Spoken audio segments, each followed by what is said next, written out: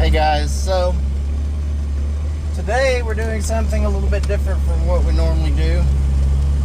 I'm going to be working on a John Deere 450C dozer. This dozer was my uncle's when he had a dirt business, and he left the dirt business to take on a pastoral job at a church full time. When he did, he sold his equipment, and my grandfather, which they were on the same conjoined property at the time, my grandfather said that he would just buy the dozer from him and use it on the plate. So Papa bought the dozer, and then when my grandfather died, my grandmother gave it to us, so we inherited the dozer. Now, this dozer is, from what I can tell from the serial number, 1975, which is from the second year that they made these. It's an older dozer. These things are 14,000 pounds, somewhere around in there. And it's always been a little bit cantankerous. So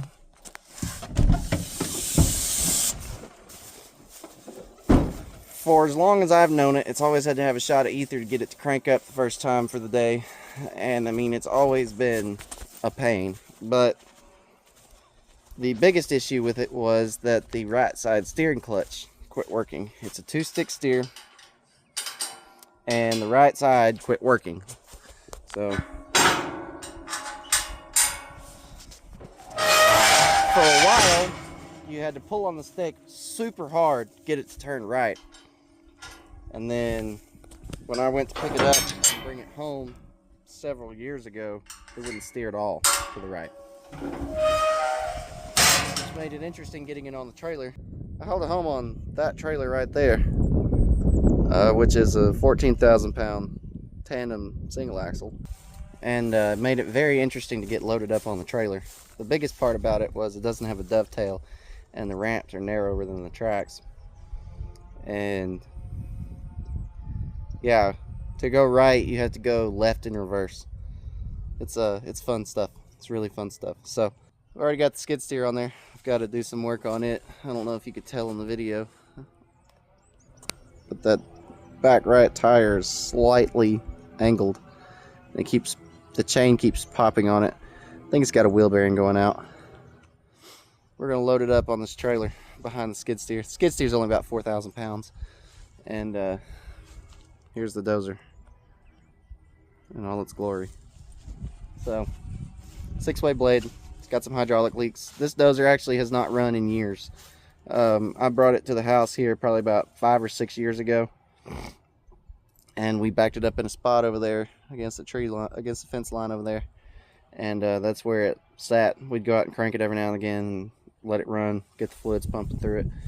But we were expecting that we were going to have to replace the steering clutch in it, which is a super expensive job to do on these. You have to pull the sprockets out for the drives, and you could do it from the top. You could do it without pulling the cabs. You pull the roll cage off, and you pull the tanks and everything off. You can do it that way, or there's a way to do it without doing all that. But anyway, I did some research and come to find out from my diagnostics. Well, okay, so let me start over. I tried for a while to crank it, burn up the starter on it trying to crank it, and replace the starter. Still wouldn't crank. Tracked it down to it wasn't getting fuel through the injection pump. So I went in and I thought, well, the electric solenoid's bad in it. It's got an electric shut-off solenoid. This thing has a big, massive winch here, hydraulic winch. So I thought, okay, well, it's the electric solenoid, the shut-off solenoid. And so I tried to replace that. The Deere part was stupid expensive, way more expensive than it should have been. And so I bought one on Amazon. That didn't have enough power. That's an electric solenoid in there that the actuator is what grabs the metering device and shuts off the fuel. When you energize it, it opens up and opens the metering up, lets it run. And but anyway, so I'd tinker with it about every 2 months. I'd get a wild hair and come out and mess with it. So finally I So I bought a deer solenoid, which was like $100 part. It wouldn't fit behind there's a shaft right here for your throttle fork to ride on. And it wouldn't fit in there behind that. It was too big. The body on the solenoid was too big. So I said, well, I've got to go to Cadets in Hillsboro. They're a salvage yard. So I found another Rusa Master pump, pulled the manual shutoff off of it. So, well, I'm just going to convert it to a manual shutoff like the other tractors. This engine's basically the same engine as what's in a 2640. I think this is a 70 horse engine. So it's basically the same thing that's in a 2640 tractor. It's just on tracks and a different chassis.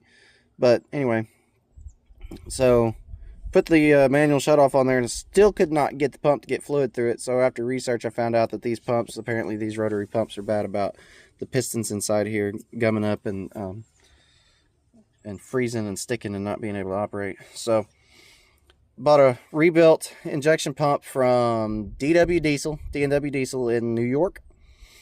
The pump is like $1,200. There's a $600 core. Had it shipped to me last week, and came out here and I changed the pump out. The pump job's not that bad. It comes with all the seals. It comes with new crush washers. It came with the new umbrella seals that go up in here too on the shaft. And got it to crank up, got it to fire up, and it purred like it had never been left. I drove it from over there on the fence line and brought it over here, and I went inside to talk to Dad and left it idling, and it died while I was in there. That was on a Friday. I had somewhere to be, so I just came out, shut the key off and the battery off, and came back out here Saturday, turned the key, fired it up, fired right up. It drove from here about over there to where that mark is, where I made a donut with it, and died and would not prime up. Wouldn't prime up. And it bugged me. And so finally I said, well, there's got to be something with it. So I messed with it. Finally got it to prime up. It ran for 60 seconds and died again. I said, okay, well, what's the deal? So we weren't getting fuel to the injection pump. So I came over here and said, well, the lift pump's bad, because the lift pump wasn't putting out any fuel. And I thought, just to be sure, before I put a lift pump on this thing, I'm going to pull this line off. This is a gravity-fed tank. So I pulled this line off, and it was dry. Nothing came out. So, well, it's plugged up. It's been sitting here. It's probably got rust and corrosion in the fuel tank. We need to get it pulled off and get it flushed out pretty soon. But so I pulled that off, ran my air hose and jetted some air up in there and blew it out. And it just sprayed diesel. So I plugged it back on there, and it's run just fine ever since. So let's get it cranked up, and we're gonna put it on that trailer over there, and let's crank it up though. And it also, so there's a little tube, so there's a little plastic tube on top of the oil sending unit right there. That little plastic tube broke on me when I was diagnosing this thing, and I was way over there when it broke, and it sprayed oil all underneath there. Goes to the oil sending unit, and also it's the turbo oil line. So it's pretty warm today. I doubt we'll need any ether to start it. The tack doesn't work on it, the gauges don't work on it, but hey, the fact that it runs is amazing.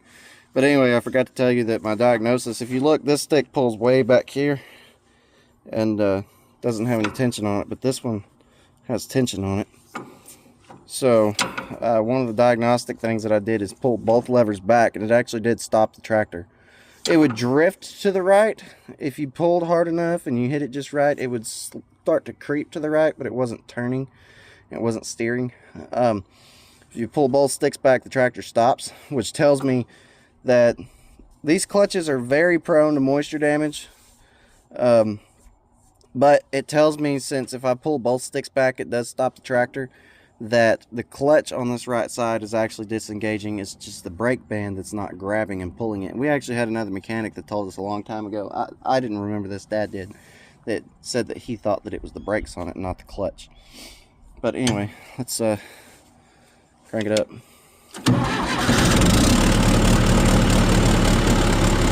Still got a bunch of oil under the hood, so, and on the exhaust manifold, so it's gonna smoke.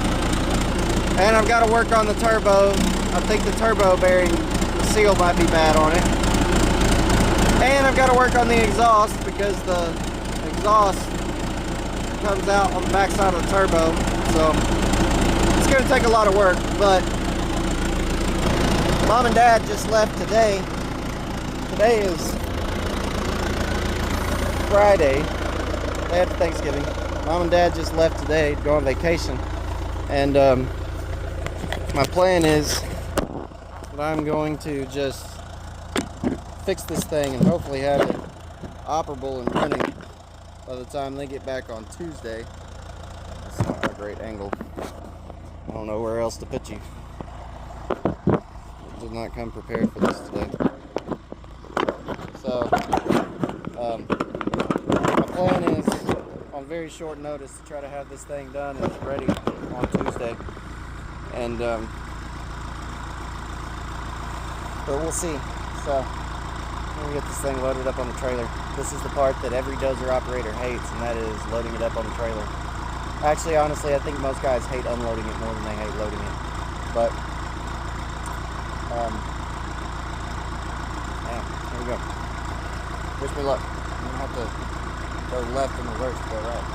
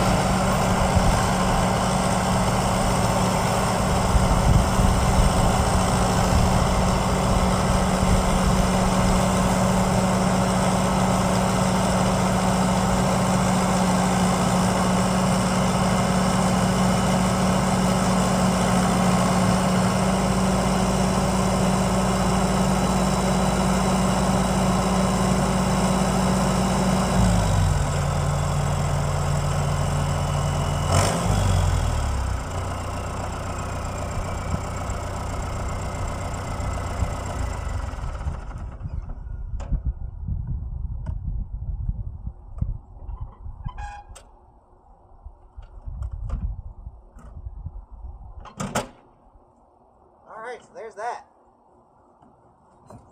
It actually started steering to the right enough for me to make it up on the trailer.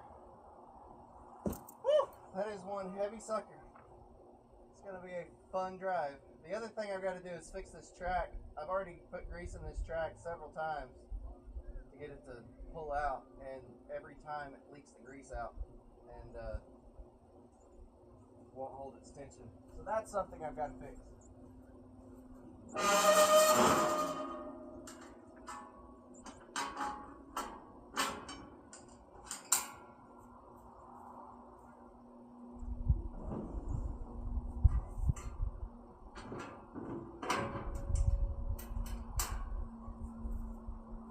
There it is. It's on the trailer. It hasn't been on a trailer in 5 or more years. So, how about that? The nice thing about these dozers is that they're light enough that you can haul them around with a 3/4 or 1 ton truck if you got a good trailer. So, that's a lot of yellow iron right there. That thing I think is 4,500 pounds. That's about 14,000 pounds. So we're 18,500, 19,000 pounds, somewhere around in there. It's not the heaviest thing I've pulled. One time I pulled a 7K Skytrack, which was 21 or 22,000 pounds. Yeah, I didn't really want to do it. It was for the church. We were in a bind up there and really didn't have much of a choice. But yeah, we're gonna strap this thing down, chain it down. Thank goodness I'm farm use.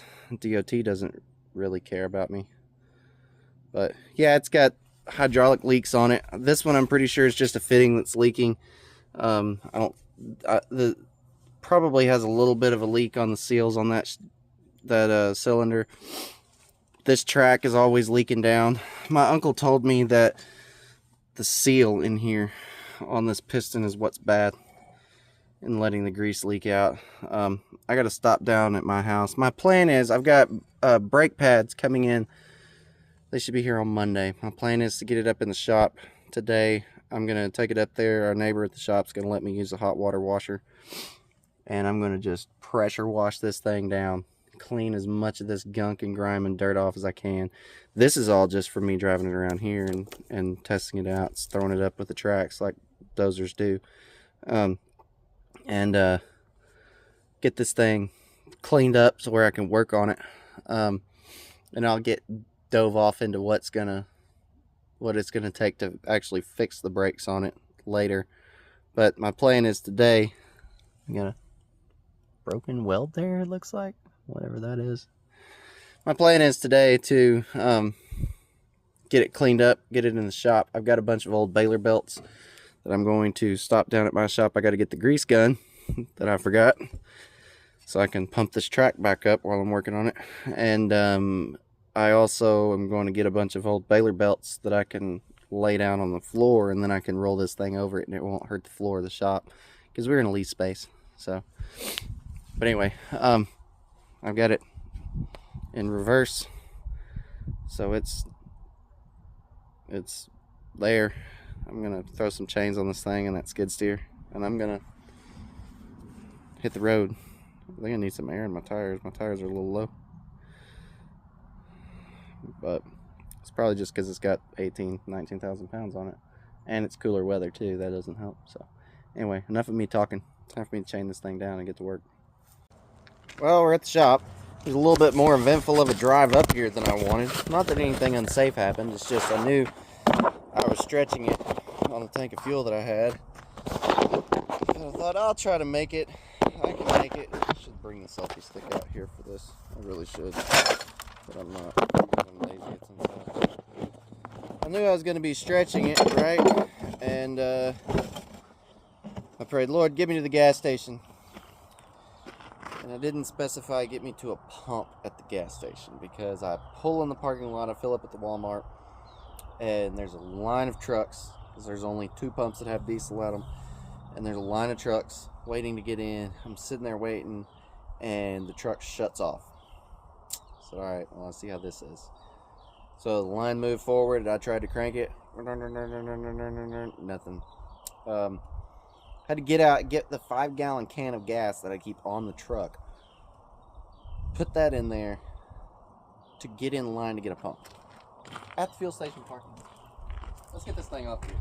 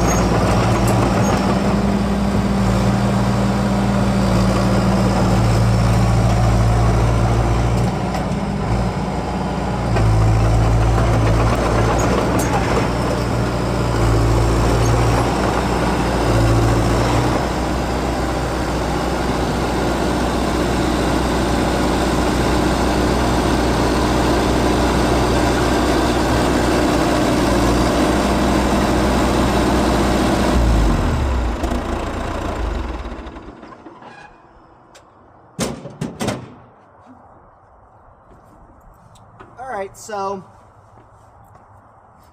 full disclosure, I left it in reverse on the trailer, and I didn't put it back in neutral before I cranked it, which confirms that it does not have a safety on. Keep that in mind.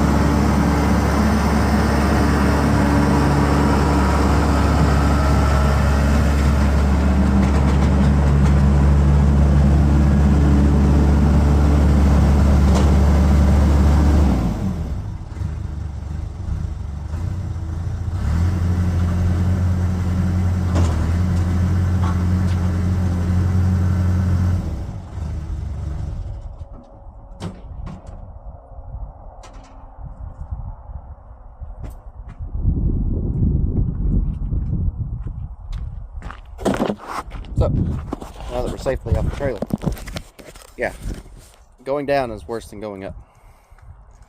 It doesn't matter how hard you try to feather out when you go to make that tip. It feels like you're going to come over backwards every time. I run excavators anytime with no problems. I'll just swing the hoe around, set it on the ground, steady myself, and crawl off the trailer. But dozer is completely different. Anyway, so yeah, it's over here now. Now I can focus on getting this thing cleaned up where that stupid oil tube blew off. Clean up all the engine oil that's all over everything, and the gunk and the grime and the sludge and the mudge, and get that off of there. So basically, in short, you can see that cover plate over there on top that's bolted down. I've got to pull that loose on this right side over here. Get down in there into that brake. And see what I find. I'm thinking, hoping, praying that I can pull this cover off and do the brakes without having to lift the cab off. So I'm gonna have to take this piece off right here. I saw a guy on YouTube that did it. So I think it was Spank Ranch Garage that did it actually. But we'll have to lift this hydraulic tank up and pull these bolts loose, and then we'll have to pull this out, and then I think after that, oh, that is the cover. Oh, okay. Alright, so this is the cover actually. So if we can pull that, we can get to it. If you pull this plug right here with a 3/4 socket, you can get to the brake adjustment, and I tried that. That did nothing. That's a stop screw for it. But everything's so nasty in here. We're gonna have to get it washed off before we can even think about getting any covers or anything like that off. So I want to wash it off. Preferably I want to wash it off today so I can get it in the shop, let it dry off. But I think watching him on YouTube, let's see, I'll have to pull the oil tank here. This is the feed line to the hydraulic reservoir. So I'll have to drain that out. Hopefully I can salvage the fluid. As nasty as I might not. I might just replace it, to be honest with you. I'm sure it's bad and got contaminants in it. So watching his video though, I think I'll have enough room to get the brake band out and the new one in. You can see this side, so that's your brake linkage down there, and it's not even pulling on it. So something On his video, his was just froze up. His was the left side that he was having problems with, and his was just froze up on the shaft. So it's a two-piece shaft. That way when you hit the brake, it activates just the brake. See, if you pull the stick, it pulls that as well. But if you hit the brake, it pulls both of them. And if you look, it's acting like it's pulling on it with the brake. But when you pull on it with the stick, it doesn't want to recoil right either. So, I don't know. We're just going to have to see when we get off in there. The left side steers great. I don't like how it bogs the tractor down, but it does steer great. So, I'm going to get this thing hosed off, figure out what's wrong with it. Alright, well, it's got a much needed bath. It literally had moss on it. You know, they say the moss grows on the north side of the tree. Well, it also grows on the north side of the dozer. So the next step is, this is what it looks like now. I'm covered. Next step is to get old baler belts and lay baler belts down where the tracks are going to go. And back it on up in there. That way I can work on it. But I really need it in a spot where I can still get the forklift around it so that I can work. Because I may need that metal. I'm going to need that box right there. I mean, there's stuff in here that I could need. I can get that old tractor bucket out of the way, though. Get the forklift to move it. Technically, I could pick that metal up and move it out, too. Anyway, I'm going to get the baler belts. Alright, so I got my baler belts laid out. I think I got them where I can drive straight back over them. Maybe up in here. They're a little bit more narrow than the track, but as long as we've got two of them, should be fine. I don't think it'll touch the ground. I don't think it'll touch the concrete.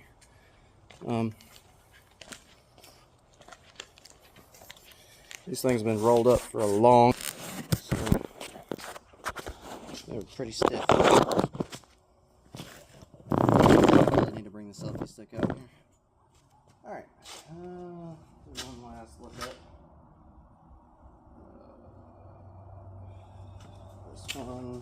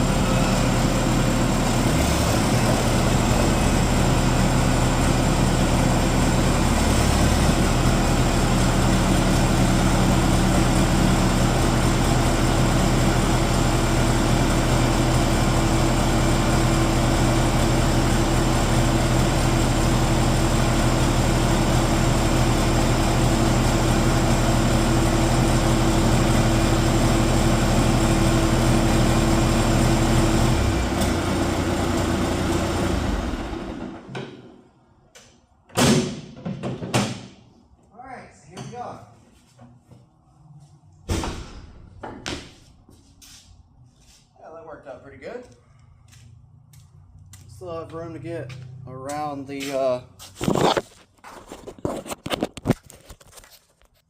dozer on both ends. Come around here and get to that plasma table, which I'm probably going to need on Monday or Tuesday. I'm probably actually going to be working on this Monday. Yeah, how about that?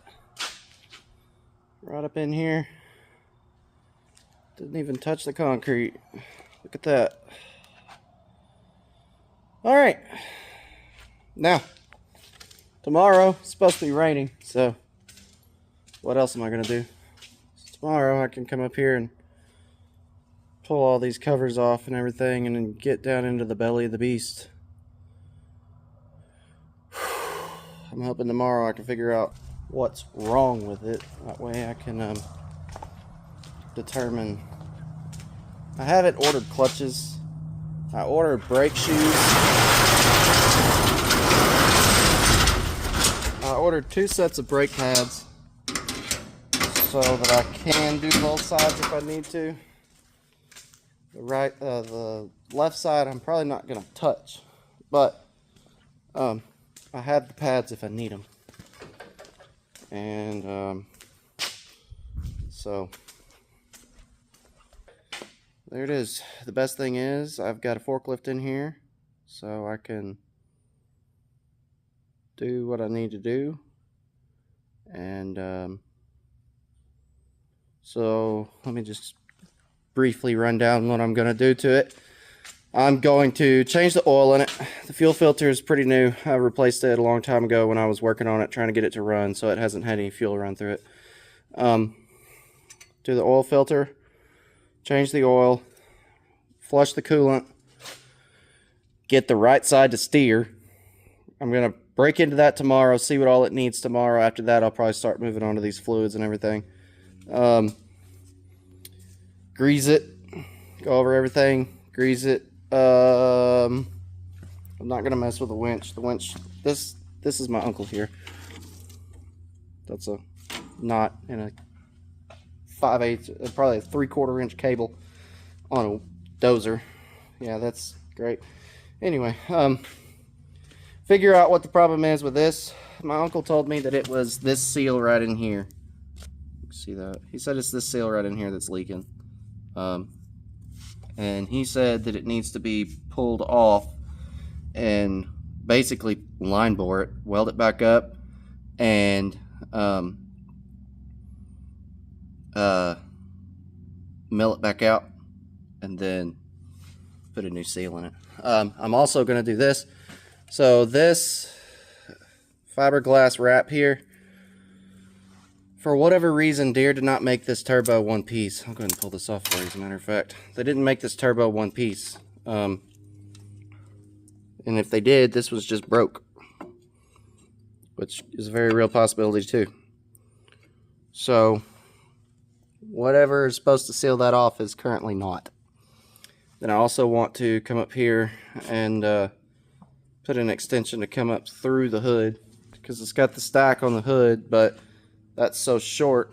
I want something to get up through the hood so it's not all blowing back underneath the hood back up into the driver's station. Anyway, there's that. It's in the shop.